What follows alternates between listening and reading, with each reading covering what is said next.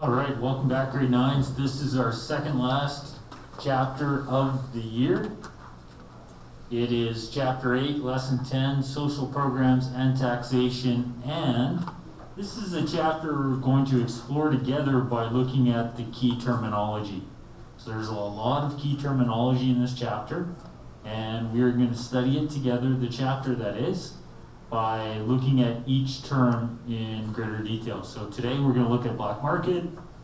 We also have ecological footprint, environmental issues, we have GDP and GDP per capita, we have healthcare, private and public, and a debate surrounding that. And when we look at healthcare on Thursday, as a special treat, we have a documentary, Sicko, that you'll be watching. And it's a documentary that a lot of students refer back to in grade 12 when they write their diploma exam. And I think you'll find it interesting and maybe alarming to some extent. So we'll look at healthcare. We're going to look at the concept of social safety net, and we will look at social programs, tax bases, tax evasion, taxation, and this idea of an underground economy. So lots of key words. We're going to get started before the break by looking at black market.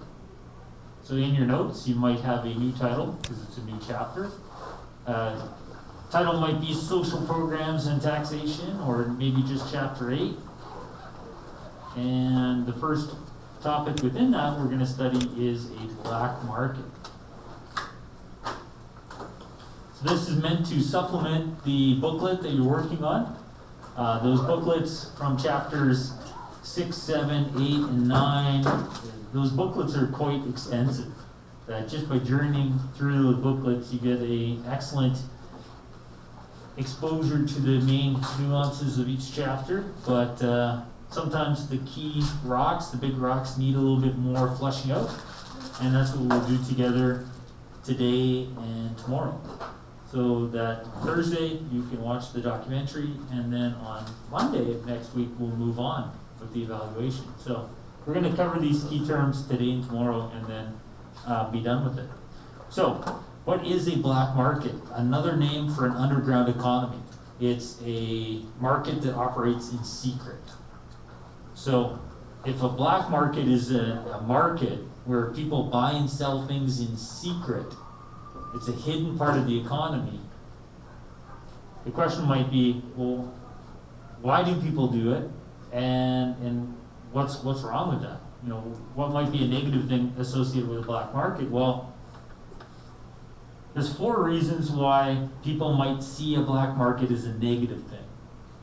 One thing is it creates a legitimate threat to legitimate industries. So if you have a black market, and in the black market you're offering your service as a painter, and you're saying, you know what, I'll paint your house for $25 an hour because I don't have to worry about income tax. I'm never going to claim this income. And you're never going to claim me as an expense. I'm working, quote unquote, under the table. Well, by working under the table as a painter or a bricklayer or whatever, a mechanic, you can certainly charge less for your services because you don't have to include that income tax that, depending upon what province you're in, we're paying 30, 40, 50% income tax. So you can pass that saving on to the consumer. But for the person down the street that is operating a legitimate business as a painter or as a mechanic, then that's a potential loss to them. Because as a consumer, you're like, oh man, I need somebody to paint my house. Do I go to painter A, who's charging $50 an hour, but pays income tax, or do I go to painter B, who charges $30 an hour, but does it under the table? I think I'm going to save that $20 an hour and just go to the guy who works under the table. So one of the negative side effects of a black market is it's a threat to legitimate industries. It's a threat to legitimate businesses. The second thing is, because they're not paying taxes, you're going to lower your government revenue. One of the primary streams of revenue for the federal government is income tax. And if we take away that stream of revenue, then the federal government has less money to spend. And this is a chapter on programs and taxation. The two things go together. If the government's not taxing, then they're going to have less revenue, less money to provide programs. So here we are sitting in a public school down the street from the nicest building in town, which is our public hospital. These public things are only possible because of revenue that the government has collected. If everyone works under the table, then there's no income tax, then the programs that we enjoy today would not be sustainable. They would not be viable because there's no money to support them. So lesser government revenue becomes a problem. The third problem with black markets might be, well, how big is the economy then? How do you measure the GDP of Canada? How do you measure if Canada's growing or shrinking? How do you measure what areas of Canada are growing or shrinking? There's a reason why we take these measurements. With these measurements, we can make forecasts, and the forecast will be important for things like, well, where do we build more infrastructure? You know, if the economy of Edmonton is booming, well, then maybe we need to invest in the roads around Edmonton, like the Anthony Henday highway system that was created to help become that pathway for business. Or if there's another area that's not growing, is there something we can build that will help it grow? But if we can't measure the income because the income is being earned and spent in secret underground in a black market, then it's hard to really judge the national economy and the national income. Now, how much are people making? How big is the economy? Where is the economy strong? Where does it need assistance? Where could it be even stronger if we add more spending on infrastructure and innovation and creation? Well, we can't measure that if everything's happening in secret.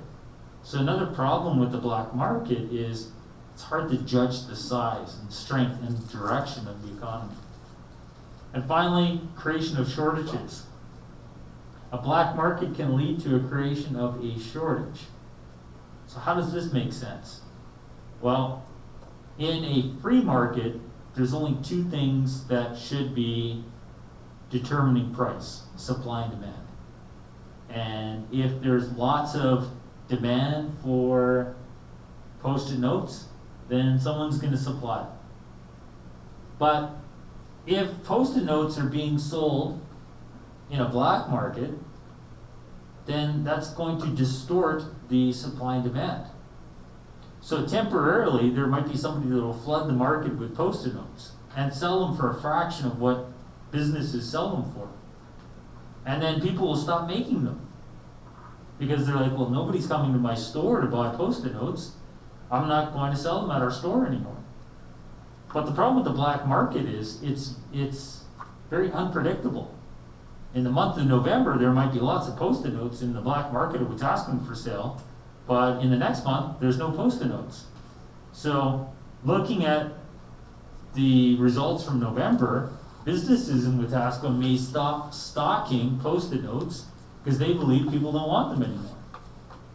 But come December, when the black market's not providing them anymore, people go back to the store and say, hey, where's your Post-it notes? And they're like, oh man, people stop buying that stuff. So we stop stocking it. We don't sell that anymore. Now we have a shortage. So because the black market by nature is unpredictable, it's unreliable, it can create shortages. So a black market may be seen as a negative thing, because it's a threat to legitimate industries that compete with the black market. It can cause a reduction of revenue because the revenue stream that is income tax isn't there. It may make it difficult to actually judge and to calculate and to try to coordinate the economy, and it may lead to creation of shortages. So why would anybody support a black market then? Well, common motives for operating in a black market are to trade contraband. So when there's an illegal product, so before marijuana was legalized, if you wanted to buy marijuana in Canada, you were buying it in a black market. So there are still some illegal substances in Canada that, even though we have a lot of marijuana shops in Canada, We don't have heroin shops in Canada. We don't have cocaine shops in Canada. So if I want to purchase heroin or cocaine or meth, then I'm working through a black market. So black markets are there to trade illegal products. And products could be illegal for a number of reasons. That they may be products that the government has deemed to be unsafe for human consumption, and that'd be like the cocaine and meth that I mentioned. Or they may be like in the United States, they may be from countries that the United States doesn't have trade relations. So there's times in the United States, depending upon their trade relationship, you can't buy Cuban cigars. Cuban cigars are no more deadly than American cigars, but it's just because the United States didn't have friendly relations with Cuba, then people couldn't buy them. So to get a Cuban cigar in America, you'd have to go to a black market. So what's another reason to be there? Well, to avoid taxes, like I mentioned. It might be to avoid regulations. You might want to go to a black market mechanic, or a mechanic might want to work in a black market because there's some things that they can get away with. Some safety standards that they don't have to worry about because no one's watching them because they're working in secret. It's a good way to skirt controls. So keep in mind, a black market's not like a store that has a big sign that says black market, right? It's not a physical place. A black market could be you and me at the skateboard park. You know, I've got $50 and I'm buying some drugs from you. That's a black market. So a black market doesn't have to be brick and mortar. And in fact, if it was brick and mortar, it'd make it harder to be a secret place. Sometimes stores may have a secret back, room where you can buy other items. That might be a black market that's a hidden part of another store. So imagine going to Walmart and you're in one section, and if you know a guy, then he opens up another door and you go in, and now you can buy other things. Like, oh man, I've always wanted to own my own elephant, so there's elephants for sale, right? I don't know how you're getting it home. I didn't think that through. But that might be an example. So when would a black market be common? Well, here in Canada, we had a black market during World War II. Black market during World War II was a response to a program by the government called rationing. So the government tried to control how many products were being consumed because they wanted to make sure we didn't run out. So during a war, the economy gets disrupted. And therefore, the fear was we'd run out of some of the staples that people depend upon, like coffee and tea and sugar. So at the grocery store, regardless of how much money you had, you'd go there and the government would say, well, you're only allowed to buy so much tea or coffee or sugar this week. And there might be people that are like, you know what, I want more coffee. Where are they going to go? They're going to go to a black market. So during World War II here in Canada, it became very common for people to go to the regular market, but then also go to a black market to buy more products because they wanted to consume more than the government was rationing them. We also see to some extent black markets in Canada today with things like cigarettes, as there's ways to buy cigarettes and not have to pay as much tax on them if you can get them through a underground source. So, what is a black market? It's an underground market. It's a market that behaves or acts in secrecy. There's reasons why people would go there. For a consumer, you basically would go to a black market if the regular market is not providing you what you want, what you demand, what you need. Maybe because the good is at the regular market, it's not being offered because the good that you want is illegal. Or maybe the price is just not affordable at a regular market. As a seller, as a distributor or a producer, why would you encourage a black market? Again, if your product is illegal, that would be a reason.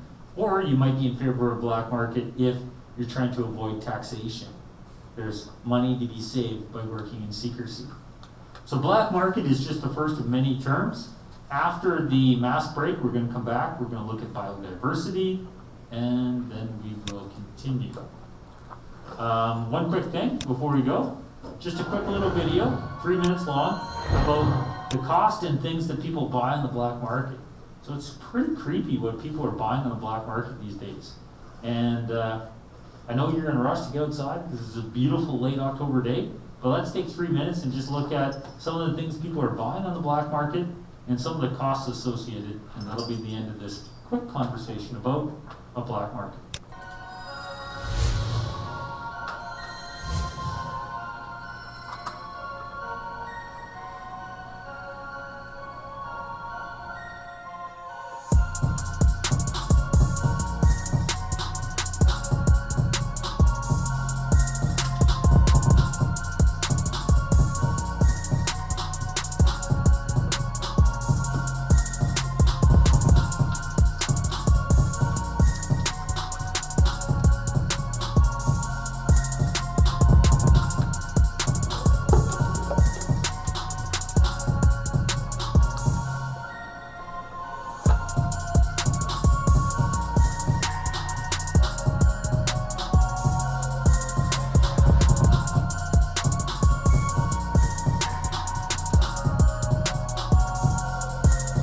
Human hair. Maybe I should look into that.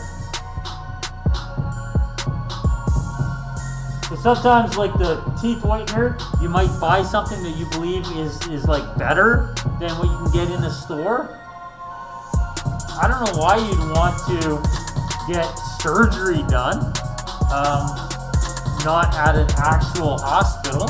Maybe because it's cheaper, but that just seems scary.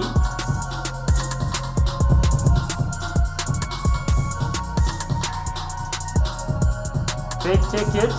Now obviously the consumer doesn't go there saying, hey, I want to buy some of them fake tickets, but it'd be a scam for the seller.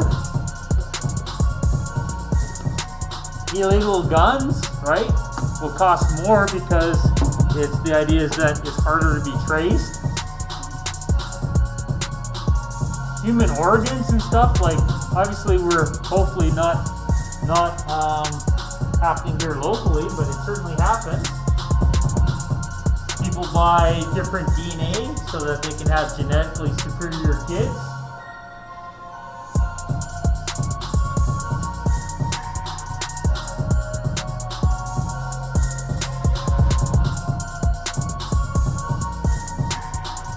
Black market's not just somebody's coming to paint your house for cheaper than they should. You're buying people, you're buying exotic animals, you're buying nuclear weapons. $1 million rifle? Wow. Moon rocks, diamonds, drugs.